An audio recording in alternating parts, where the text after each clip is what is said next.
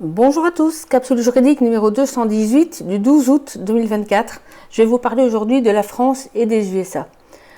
En France, tout d'abord, une intéressante décision a été rendue le 1er juillet dernier par le tribunal administratif de Montpellier à propos d'une enseignante. Les faits étaient les suivants. Une femme, professeure d'histoire géo dans un lycée professionnel, avait distribué en classe en décembre 2021 des supports créés par un collectif anti-masque et anti-vaccin nommé la Rose Blanche, que vous connaissez sûrement. Ces visuels comprenaient aussi les autocollants « Mon corps, mon choix ». En réalité, c'était pendant un cours d'éducation morale et civique, matière qu'elle dispensait également. Elle avait ensuite fait l'objet d'une sanction, à savoir un blâme, et un recours avait été déposé contre cette mesure disciplinaire devant le tribunal administratif, l'enseignante étant assistée par mon confrère maître David Guyon. L'enseignante estimait donc que la responsabilité de l'État était engagée en raison de l'illégalité de la sanction. Le tribunal a tranché dans les termes suivants, je cite.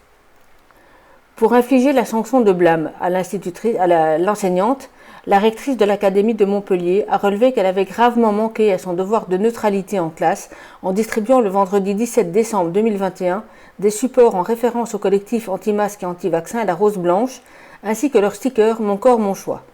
Toutefois, il ressort des pièces du dossier que ces éléments ont été communiqués dans le cadre d'un cours d'éducation morale et civique dispensé aux élèves avec pour thème mener une action d'expression libre dans l'espace public en partant d'un acte de vandalisme, la porte de la classe a été taguée, pour faire réfléchir sur la liberté d'expression, ses limites et ses modalités avec une question controversée, peut-on exprimer ses idées librement ? Au soutien de cet échange, prenant la forme d'un débat argumenté, il est précisé que la liberté d'expression a pour corollaire l'acceptation des désaccords.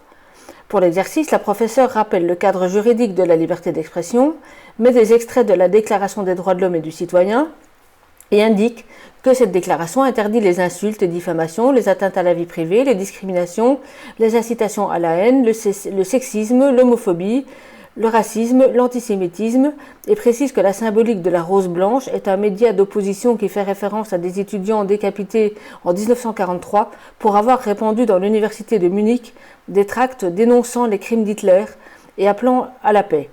Elle souligne enfin, donc l'enseignante toujours, que l'espace public s'oppose à la sphère privée.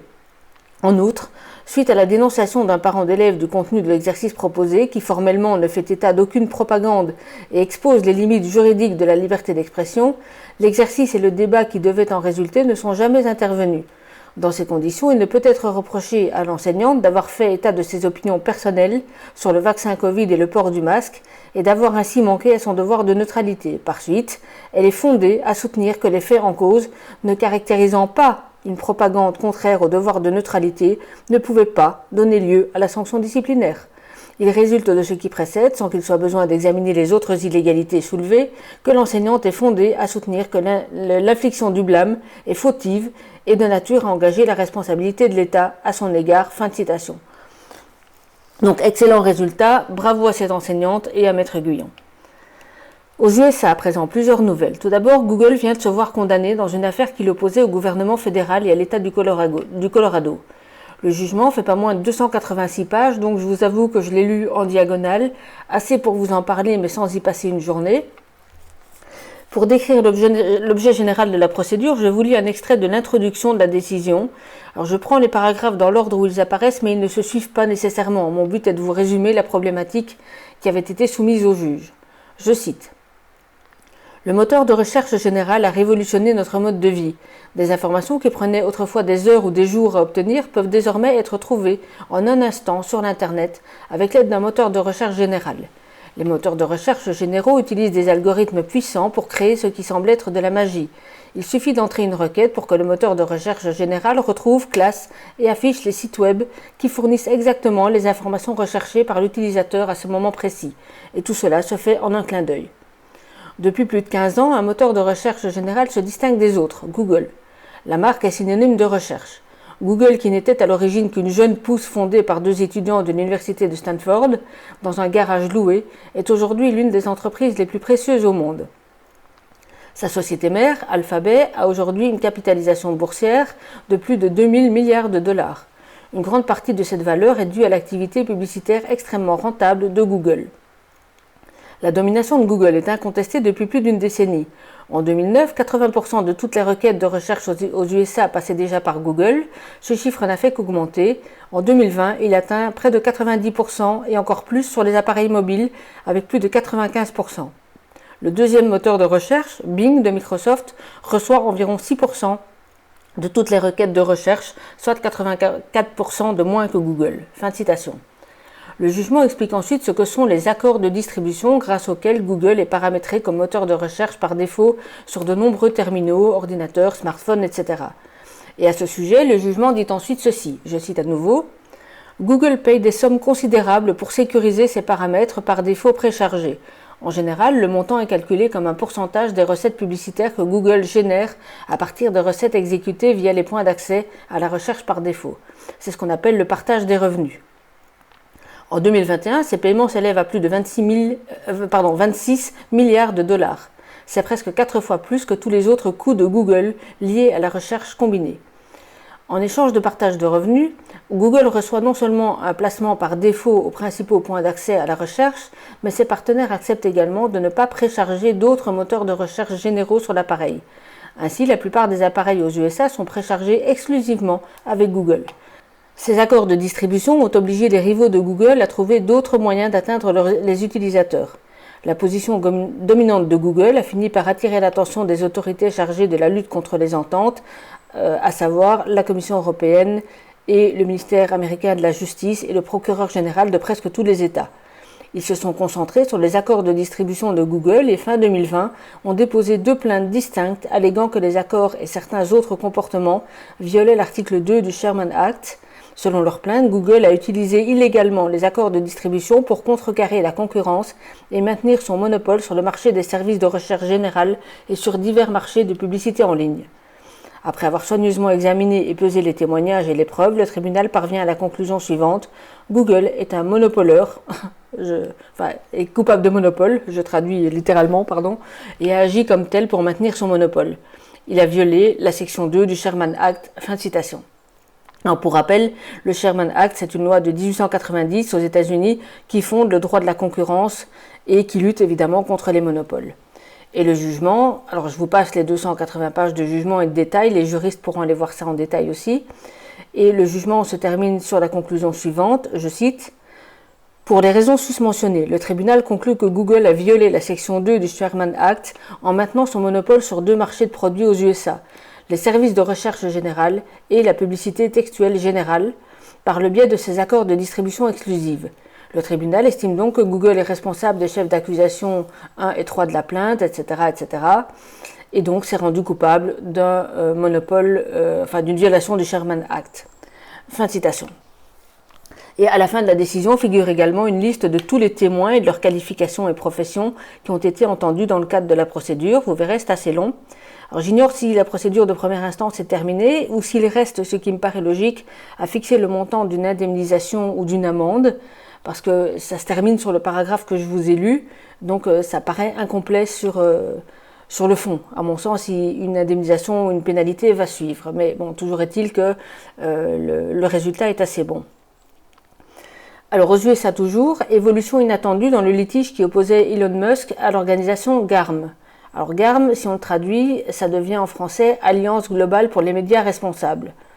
C'est en fait une coalition d'annonceurs. Et l'article du journal Le Monde, sur lequel je me base, précise que cette organisation avait été fondée en 2019 suite à de vifs débats après l'attentat de Christchurch en Nouvelle-Zélande, qui avait été filmé et diffusé en direct par l'auteur de l'attentat lui-même et qui avait généré un débat sur la modération des contenus sur les réseaux sociaux.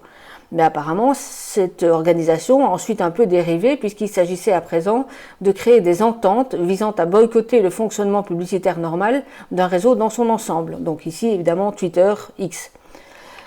Et c'est en effet sur instruction de cette structure, donc de cette organisation GARM, qu'une série d'annonceurs avait boycotté la plateforme X, faisant ainsi perdre à la société des milliards de pertes de revenus publicitaires.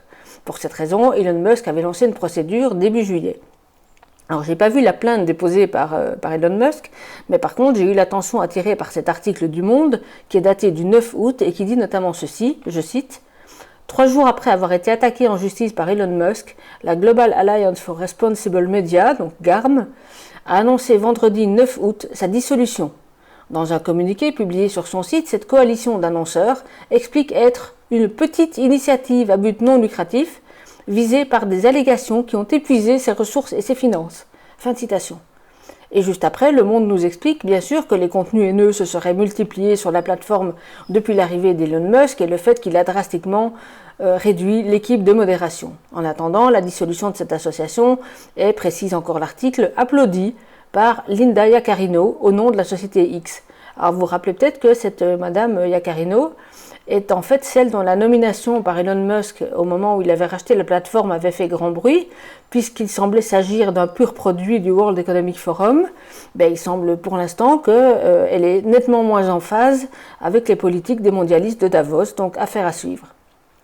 En attendant, si Elon Musk, après s'être attaqué à cette alliance d'annonceurs, veut s'attaquer à l'alliance Gavi pour la vaccination, c'est quand il veut.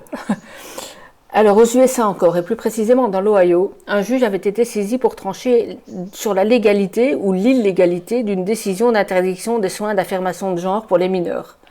Dans une décision rendue le 6 août, ce juge de la ville de Columbus, nommé Michael Holbrook, a confirmé qu'une telle décision était légale et a donc annulé sa décision temporaire qu'il avait suspendue. Alors je reprends dans l'ordre chronologique.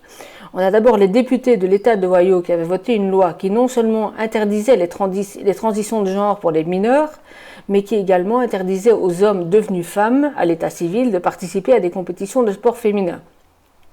Ensuite, estimant que cette loi était contraire à l'amendement de la Constitution sur la liberté de soins de santé, une procédure avait été engagée par 2 mineurs et leurs parents pour obtenir l'illégalité de la loi. Et en attendant de trancher sur le fond, le même juge, en avril 2024, avait suspendu la loi, donc le temps d'examiner le dossier et de se prononcer sur la légalité ou l'illégalité de la loi.